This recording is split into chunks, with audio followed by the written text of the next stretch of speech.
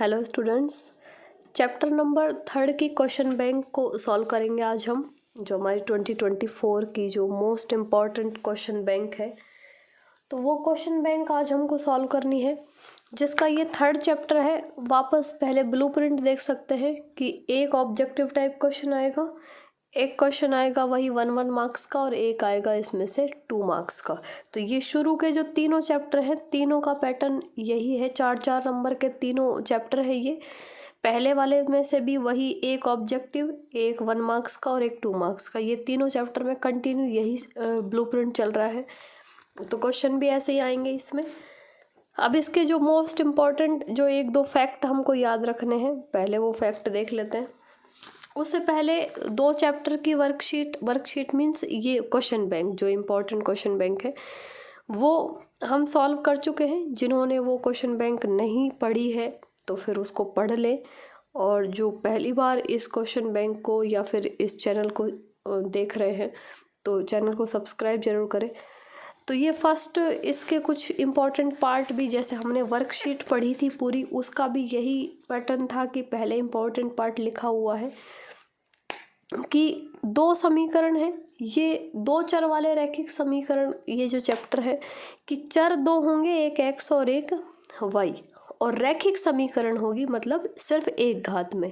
समीकरण 2 इस तरह से लिखे होंगे कि एक समीकरण ये और एक ये। तो पहले वाले के गुणांक हम लिखेंगे a1 b1 c1 और दूसरे के a2 b2 c2। तो इस पे 3 कंडीशन है कि फर्स्ट में अगर a1/a2 और b1/b2 बराबर नहीं है, मीन्स हमको तीसरा गुणांक देखना भी नहीं है। अगर फर्स्ट के 2 ही बराबर नहीं है तो जो रैखिक समीकरण युग्म है वो संगत होता है। एक तो ये ध्यान रखना है कि रैखिक समीकरण युग्म कैसा होता है, संगत। इससे जो रेखाएं बनेंगी, ये रैखिक समीकरण है और ये हमेशा सरल रेखा बनाता है कि ये जो समीकरण है इससे जो ग्राफ बनेगा वो कैसा बनेगा, सरल रेखा। लेकिन 2 रेखाएं हैं तो या तो वो 2 रेखाएं आपस में काटेंगी या नहीं काटेंगी। तो वो कंडीशन क्या है कि अगर ये बराबर नहीं है तो रेखाएं होती है प्रतिच्छेदी, एक ये याद रखना है। और समीकरण युग्म का जो हल है वो अद्वितीय हल होगा, ये याद रखना है। ये 3 चीजें तीनों कंडीशन में याद रखनी है। फर्स्ट में संगत, अगर शुरू के 2 ही बराबर नहीं है तो। अब अगली कंडीशन है कि शुरू के 2 तो बराबर है लेकिन लास्ट वाला बराबर नहीं है इन दोनों के। तो इसमें हम लिखेंगे कि युग्म जो होता है वो असंगत होता है, असंगत। और जब ये दोनों बराबर और तीसरा बराबर नहीं तो रेखाएं हमेशा समांतर होती हैं और इसका कोई भी हल विद्यमान नहीं होता है। थर्ड है कि तीनों बराबर है। तीनों बराबर का मतलब होता है कि जो पहली वाली रेखा का समीकरण है वही समीकरण दूसरी रेखा का भी है, मतलब एक ही रेखा के समीकरण को 2 अलग अलग तरीके से लिखा हुआ है, ये वो कंडीशन है। तो इसमें हल संगत होता है, रेखाएं संपाती होती है। संपाती का मतलब कि एक रेखा ये है तो दूसरी रेखा भी इसी के ऊपर आएगी।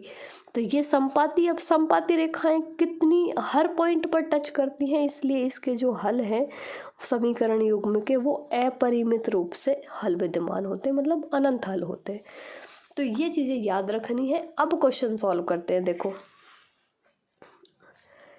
रैखिक समीकरण युग्म के हल होंगे। अब हल होंगे तो मीन्स पहले हमको ये चीजें चाहिए, a1/a2। जैसे हम इसमें देखें कि a1/a2, a1 है 9 और a2 है 18। तो ये 9 18 9 का भाग लगा सकते हैं तो 1/2 आ जाएगा। b1/b2 निकालते हैं, 3 और 6, 3/6, इसका भी भाग लगा सकते हैं, 1/2 आ जाएगा। और c1, अब देखो ये दोनों बराबर आ गए। जब ये दोनों बराबर आ जाते हैं, अगर ये बराबर नहीं आते तो यहीं पे केस सॉल्व हो जाता कि फर्स्ट कंडीशन अप्लाई। अगर ये दोनों बराबर हैं तो हमको c1/c2 निकालना पड़ेगा कि ये इनके बराबर आएगा कि नहीं। बराबर नहीं आएगा तो सेकंड कंडीशन और बराबर आएगा तो थर्ड कंडीशन। तो c1/c2 है 12/24, 12 का भाग लगा सकते हैं, 1/2, 12 एकम 12, 12 दूना 24। तीनों के मान कैसे आए, बराबर, तीनों मान बराबर सेकंड कंडीशन में होते हैं। इसके हल पूछे हैं, हल कैसे होंगे, तो हल होंगे इसके अनेक। तो अनेक कहाँ है, केवल एक हल, अपरिमित हल, ये ऑप्शन राइट। निम्न रैखिक समीकरण युग्म द्वारा रेखाएं प्रतिच्छेदी, प्रतिच्छेदी कब होती हैं, जब स्टार्टिंग के दो ही बराबर ना हो। ये दो समीकरण है, इसका हल होगा। ये क्वेश्चन जब भी आए तो हमको ऑप्शन से चेक करना है इसको, कि x और y के मान रख के देखो कि x और y को जोड़ने पे 3 आना चाहिए। इन दोनों को जोड़ेंगे तो 5 आएगा, इन दोनों को जोड़ेंगे तो 5 आएगा, इन दोनों को जोड़ेंगे तो 3 आएगा, इन दोनों को जोड़ेंगे तो 1 आएगा। ये 2 और 1 को 2 और -1 को जोड़ेंगे तो 1 आएगा। इन दोनों को जोड़ने पे आ रहा है 3, तो ये option right. Next question number 4 इसका, y का प्रतिस्थापन होगा। y के प्रतिस्थापन का मतलब है हमको y को छोड़ के बाकी सबको उधर ले जाना है। तो कैसे ले जाते हैं, पहले हम x वाला पद ले जाएंगे, तो x वाला पद ले जाएंगे तो क्या होगा, 11 - 2x। देखो कहाँ लिख रहा है 11 - 2x, ये रहा। और फिर y के साथ जो संख्या है उसको ले जाएंगे, तो वो 3 ये रहा बटे में। तो y का प्रतिस्थापन होगा ये वाला। का हल 3, -2 है, तो k का मान, जब हल दिया हुआ है मीन्स x और y के मान दिए हुए हैं। समीकरण क्या है हमारे पास, 4x + 3y - k बराबर 0। तो 4x, x की जगह 3, 3y, y की जगह -2 -k। माइनस की संख्या को हमेशा ब्रैकेट में लिखते हैं हम। 4 दिया 12, 3 दूना 6, लेकिन 1 + 1 माइनस, तो माइनस k बराबर 0। 12 में से 6 गए, 6 बचे, 6 - k बराबर 0। ये k को हम उधर ले जाएंगे तो 6 बराबर k। तो k का मान क्या आ गया, 6। एक पेन और 5 पेंसिल का मूल्य 15। ये बहुत इजी सा है समीकरण। जब भी बीजगणितीय रूप लिखा हो, 2 वस्तुएं हैं, एक के साथ x लिखो, एक के साथ y, और बराबर में जो मूल्य है वो आएगा। तो देखो पेन 1 है और पेंसिल 5 है, 5 15 गलत, 15 1 गलत, 1 5 15। तो ये ऑप्शन राइट। रैखिक समीकरण युग्म की विलोपन विधि में एक चर को दूसरे चर के पद में व्यक्त किया जाता है। पद में व्यक्त दूसरे के में करते प्रतिस्थापन विधि में। एक चर को विलुप्त किया जाता है, ये सही है। और युग्म का ग्राफ बना के हल किया जाता है, तो ग्राफ ये विधि में किया जाता है। तो ये विलुप्त किया जाता है विलोपन विधि में। अगला 5x - y बराबर 5 किस हल के लिए संतुष्ट होगा। तो देखो चेक करते हैं, x की जगह 1 और y की जगह भी 1 रख के देखो। तो यहाँ पे हम रखेंगे, देखो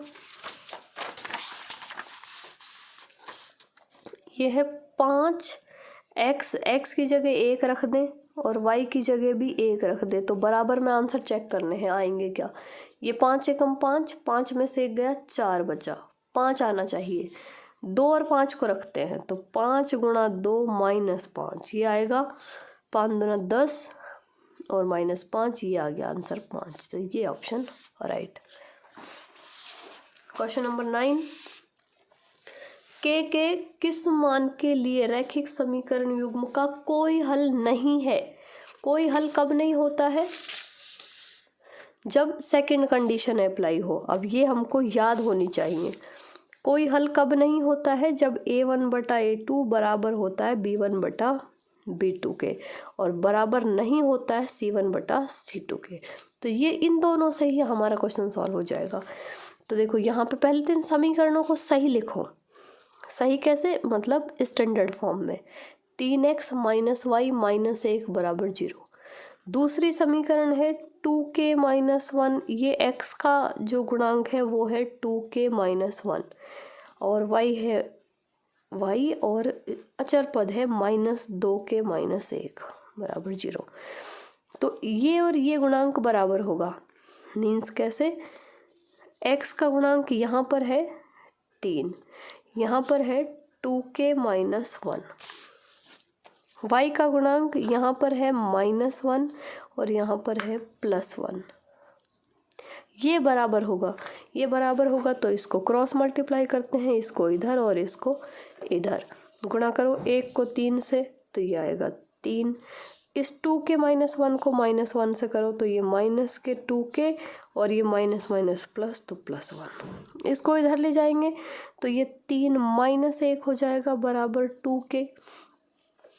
घट गए 2 बचे, इट इम्प्लाइज 2 के बराबर 2 और 2 को इधर ले जाएंगे तो 2/2 बराबर 1। तो ये आंसर आया k बराबर 1। कौन सा ऑप्शन? हाँ, माइनस के 2 के हैं, सॉरी माइनस का 2 के है, फिर ये माइनस का, यहाँ पे माइनस का, तो k बराबर आएगा -1। तो ये ऑप्शन नंबर डी करेक्ट। तो ये ऑब्जेक्टिव टाइप क्वेश्चन हो गए। अब इसके क्वेश्चन बचे हैं ये जो 1-1 नंबर वाले क्वेश्चन आएंगे। तो कैसे लिखेंगे देखो इनको। एक टैक्सी का किराया प्रथम किलोमीटर के लिए 25 रुपये, इसके बाद प्रति किलोमीटर 17 रुपये। यदि एक व्यक्ति x दूरी तय करने पर y रुपये किराया देता है तो इसे बीजगणितीय रूप में व्यक्त कीजिए।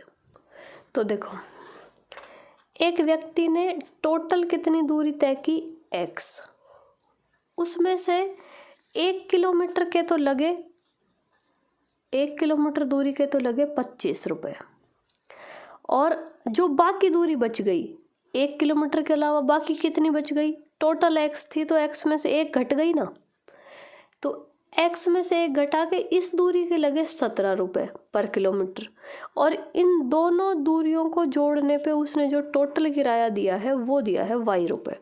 अब इसको हमको समीकरण बना के लिखनी है। देखो, 1 किलोमीटर दूरी करने पे अब इसको गुणा करेंगे इससे और इसको गुणा करेंगे इससे, और आंसर आएगा ये कि ये टोटल दूरी थी x, लेकिन अब x को कितने भागों में बांट दिया, 2 भागों में, कि 1 किलोमीटर दूरी के तो कितने रुपए लगे, 25।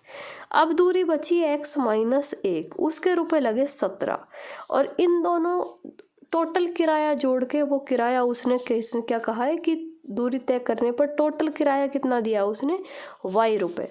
तो जो टोटल उसका किराया बना वो बना y। अब सरल करते हैं। देखो, 25 + 17x -17 बराबर y। ये 25 में 17 घट जाएंगे तो बचेंगे 8 + 17x, और y को इधर ले आएंगे -y बराबर 0, और इसको हम लिख सकते हैं 17x - y + 8 बराबर 0। तो ये इसका बीजगणितीय रूप है, इम्पॉर्टेंट है। दो संख्याओं का अंतर 26 है, तो हम पहले संख्या ले लेते हैं कि दो संख्याओं का अंतर बीजगणितीय रूप में कैसे लिखेंगे इसको, कि एक संख्या है y, अब ऐसे लिख सकते हैं हम y बराबर, दो संख्याएं हैं, हम यहाँ पे ऐसे लिख लेते हैं कि माना दो संख्याएं बराबर x तथा y, दोनों का अंतर मतलब अभी यहाँ पे ये भी मान लेते हैं कि x बड़ी है y से, तो x में से y घटाएंगे, अंतर कितना है 26 के बराबर। इसको और सही लिखेंगे तो x - y -26 बराबर 0। ये इसका बीजगणितीय रूप है। 3x + 2y बराबर 5 के लिए x और y के दो हल लिखिए। तो अब ये हल हमको अपने मन से लिखने पड़ेंगे कैलकुलेशन लगा के, कि देखो x 3 है, यहाँ 2 है, बराबर 5 है। अगर हम x की जगह 1 रख दें, y की जगह भी 1 रख दें, तो बराबर में 5 आ जाएगा कि नहीं। तो एक हल तो होगा x बराबर 1 तथा y बराबर 1। अब और देखो, अब अगर 2 रखेंगे तो ये 3 दूना 6 और 6 4, 2 दूना 4, नहीं आएगा बराबर में 5। अब कुछ ऐसा रखना है कि यहाँ पे बराबर में 5 आ जाए। देखो, x की जगह हम रखते हैं 3, तो 3 गुणा 3 हो जाएगा। y की जगह हम रखते हैं -2, ये अब हमको हमारे आइडिया से सोचने पड़ेंगे कि ये हो जाएंगे 9, ये हो जाएंगे -4। तो एक हल होगा x बराबर 3 और y बराबर -2।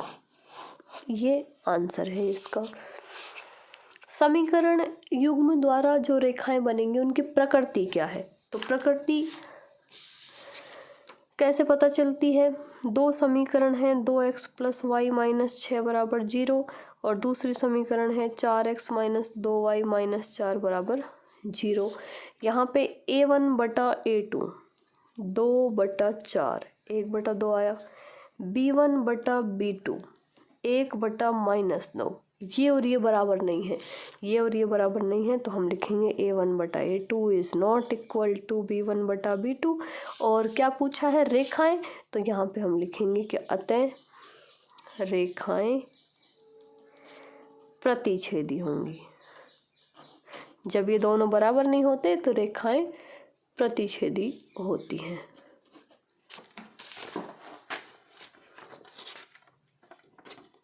अगला सवाल है 4 पेंसिल 7 कलम का मूल्य।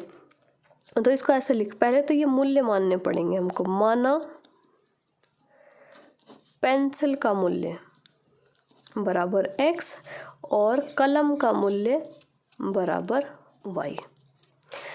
अब हम लिखेंगे, देखो वही तरीका वही है, सिंपल। एबेसैडे में आए तो भी कि जो पहले पेंसिल का x माना है तो इसको x 4 के साथ, और कलम 7 है तो इसके साथ y बराबर कितना आएगा? 50। ऐसे ही यहाँ पे भी, तो यहाँ पे पेंसिल 7 हैं तो 7x + 5y बराबर 46। ये दोनों इसके बीजगणितीय रूप है। अब अगला सवाल है छठा। एक आयताकार बाग की लंबाई चौड़ाई से 4 मीटर अधिक है। देखो मानो ये कोई आयताकार बाग है, इसकी लंबाई है x और चौड़ाई है इसकी y, ये मान लेते हैं हम। उसने दिया हुआ है कि लंबाई चौड़ाई से 4 मीटर अधिक है। लंबाई क्या है? x। तो यहाँ पे हम लिखेंगे लंबाई x बराबर, ये चौड़ाई से 4 मीटर ज़्यादा, चौड़ाई y है, y में 4 जोड़ेंगे तो ये इससे बराबर हो जाएगी। तो x बराबर क्या आ गया? y + 4। तो ये तो है इसकी लंबाई और एक इसकी चौड़ाई है। अब उसने पूछा है का अर्ध परिमाप 40 मीटर है। अर्ध परिमाप का मतलब है ये और ये, लंबाई और चौड़ाई x + y बराबर 40 है। अब ये x का मान रख सकते हैं हम।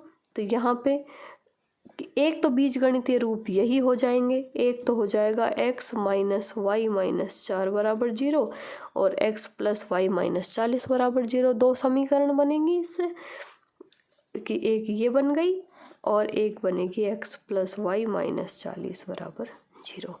मान निकालने हैं तो फिर हम यहाँ से मान रख सकते हैं कि जैसे इस x का मान ला के यहाँ रख देंगे और y का मान आ जाएगा। लेकिन सिर्फ बीजगणितीय रूप पूछा है तो ये दो समीकरण हैं। तो ये क्वेश्चन आपके 1-1 नंबर वाले जितने भी इम्पोर्टेंट क्वेश्चन थे सारे सॉल्व हो गए। वही 2 मार्क्स के क्वेश्चन बचे हैं, नेक्स्ट वीडियो में सॉल्व करेंगे उनको, इन वालों को। तो मिलते हैं नेक्स्ट वीडियो में।